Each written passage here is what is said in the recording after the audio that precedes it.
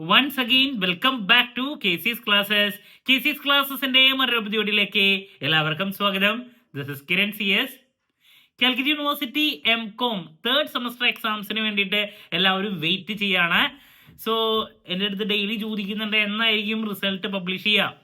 But അതിൻ്റെ കൂടെ തന്നെ ഏറ്റവും കൂടുതൽ കുട്ടികളുടെ ഭാഗത്ത് വന്നിട്ടുള്ള ഒന്ന് രണ്ട് സംശയങ്ങൾക്കുള്ള മറുപടിയാണ് ഇന്നത്തെ വീഡിയോയിൽ ഇൻക്ലൂഡ് ചെയ്തിട്ടുള്ളത്. അവർ ചോദിക്കുന്ന ആദ്യത്തെ ചോദ്യം, ഇപ്രാവശ്യം സപ്ലി ഏതെങ്കിലും പേപ്പറിൽ ലഭിക്കുകയാണെങ്കിൽ ഞങ്ങളുടെ ഒരു വർഷം പോകുമോ? നമ്പർ 1.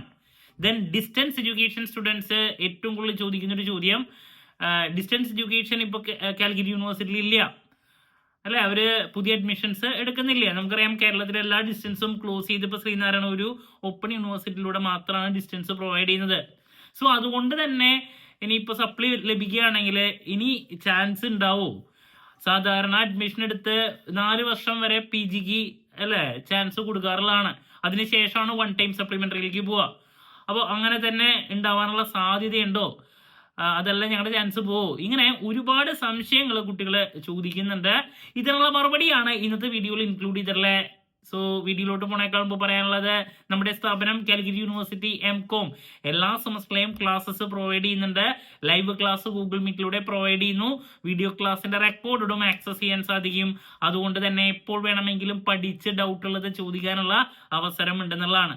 ഇതുവരെയുള്ള നമ്മുടെ റിസൾട്ട്സ് ഒക്കെ സൂപ്പർ റിസൾട്ട്സ് ആണ് കേട്ടോ.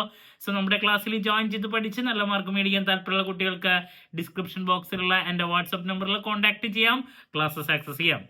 MCOM 4 സെമസ്റ്ററിലെ ക്ലാസ്സസ് നമ്മൾ ഓൾറെഡി ആരംഭിച്ചിട്ടുണ്ട്. ഓക്കെ, അപ്പോൾ നിങ്ങളുടെ അടുത്ത് പറയാനുള്ള ആദ്യത്തെ കാര്യം, MCOM തേർഡ് സെമസ്റ്ററിൽ നിങ്ങൾക്ക് സപ്ലി ലഭിക്കുകയാണെങ്കിൽ നിങ്ങളുടെ ഒരു വർഷം അവിടെ എന്തായാലും പോവും.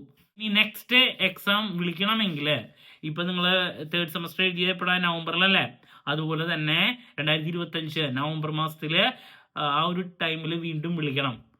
അപ്പോൾ അതൊക്കെ കഴിഞ്ഞ് റിസൾട്ടൊക്കെ വരുമ്പോൾ എന്തായാലും നിങ്ങളുടെ 1 ഇയർ എന്ന് വെച്ചിട്ടുണ്ടെങ്കിൽ ഇപ്പോൾ നവംബറിലത്തെ എക്സാം കഴിഞ്ഞ് റിസൾട്ട് വരുന്നത് അല്ലേ ഈ ഒരു ടൈമിലല്ലേ, 2026 ആവും കാര്യങ്ങളൊക്കെ കഴിഞ്ഞ് വരുമ്പോൾ.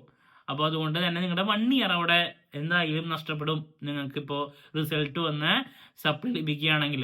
അത് മാത്രമല്ല, ഇപ്പോൾ ഇമ്പ്രൂവ്മെൻറ്റോ മറ്റു കാര്യങ്ങൾക്കൊക്കെ പോവുകയാണെങ്കിലും ഈ പറഞ്ഞ പോലെ 1 ഇയർ എന്തായാലും നഷ്ടപ്പെടും, അതിനൊരു സംശയമില്ല. ഇത് തന്നെയാണ് 4 സെമസ്റ്ററിൽ സംഭവിച്ചാലും ഉണ്ടാവുന്നത്. ബിക്കോസ് ഇപ്പം റിസൾട്ട് വേഗം വരുന്നുണ്ട്, ബട്ട് എക്സാം വീണ്ടും കണ്ടക്ട് ചെയ്യണമെങ്കിൽ ടൈം എടുക്കും. അത് യൂഷ്വലി നടക്കുന്ന ആ ഒരു ടൈമിൽ തന്നെ നടക്കുള്ളൂ. നേരെ മറിച്ച് ഫസ്റ്റ് സെക്കൻഡ് സെമസ്റ്ററുകളിൽ സപ്ലി ലഭിക്കുകയാണെങ്കിൽ കോഴ്സിന് മുമ്പ് തന്നെ എക്സാം അല്ലേ വരും, കാരണം റിസൾട്ട് വേഗം വരുന്നുണ്ട്. അപ്പോൾ അതുകൊണ്ട് തന്നെ വലിയ പ്രശ്നമില്ല. നേരെ മറിച്ച് തേർഡ് ഫോർത്ത് എന്ന് പറയുമ്പോൾ ആ ഒരു കേസ് അല്ല. ബിക്കോസ് നമുക്ക് ഇനി 4 സെമസ്റ്ററിൻ്റെ എക്സാമാണ് വരുന്നത്, അതിൻ്റെ റിസൾട്ട് വേഗം വരും. ഇനി അത് കഴിഞ്ഞാൽ പിന്നെ ഓർഡറിലേ വരുള്ളൂ, സെക്കൻഡ് ഫസ്റ്റ് അത് കഴിഞ്ഞ് തേർഡ് പിന്നെ ഫോർത്ത്, ആ ഒരു ഓർഡറിലേ പോവുള്ളൂ.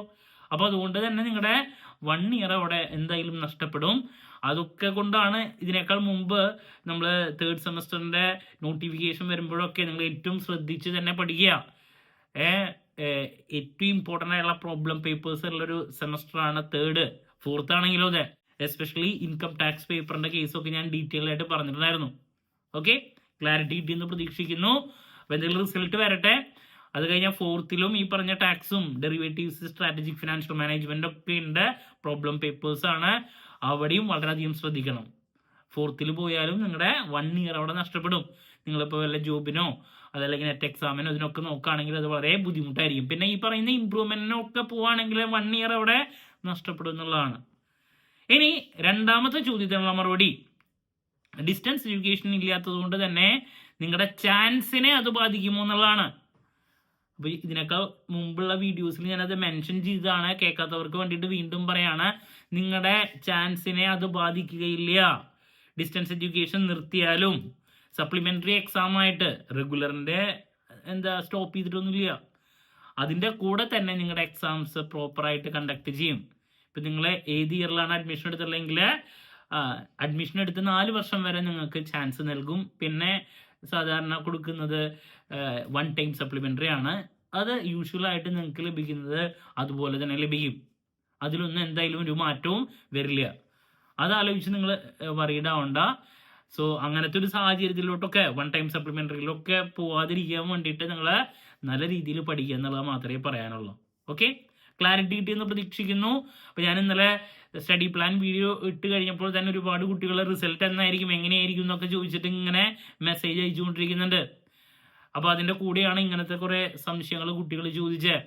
ഓക്കെ, അപ്പോൾ പെട്ടെന്ന് സ്റ്റഡി പ്ലാനൊക്കെ വന്നപ്പോഴേ ഈ പറയുന്ന ഫോർത്തിൻ്റെ രജിസ്ട്രേഷൻ സ്റ്റാർട്ട് ആയിട്ടില്ല. അപ്പോൾ ഞാൻ പറഞ്ഞു ഇതൊക്കെ പെട്ടെന്ന് വരും, ഡിഗ്രിയുടെ ഒക്കെ രജിസ്ട്രേഷൻ ആരംഭിച്ചു കഴിഞ്ഞു. അപ്പം നിങ്ങൾക്ക് സമയം ഉണ്ടാവില്ല. നല്ല രീതിയിൽ പഠിച്ചില്ലെങ്കിൽ ഈ പറയുന്ന പ്രശ്നങ്ങളൊക്കെ 1 ഇയർ ഒക്കെ നഷ്ടപ്പെട്ട് കഴിഞ്ഞാൽ ബുദ്ധിമുട്ടല്ലേ. അതുകൊണ്ടാണ് നമ്മൾ ക്വിക്കായിട്ട് സ്മാർട്ട് സ്റ്റഡി വീഡിയോസൊക്കെ സ്റ്റാർട്ട് ചെയ്തത്. ഓക്കെ, എന്ത് ഡൗട്ട് ഉണ്ടെങ്കിലും കമൻറ്റ് ചെയ്യുക, അതിനുള്ള മറുപടി ഞാൻ വീഡിയോസിലൂടെ നൽകുന്നതായിരിക്കും. മറ്റൊരു വീഡിയോയുമായി വീണ്ടും കാണാമെന്നുള്ള പ്രതീക്ഷയോടെ നിർത്തുന്നു. This is Kiran CS signing off. Have a nice day. Thank U.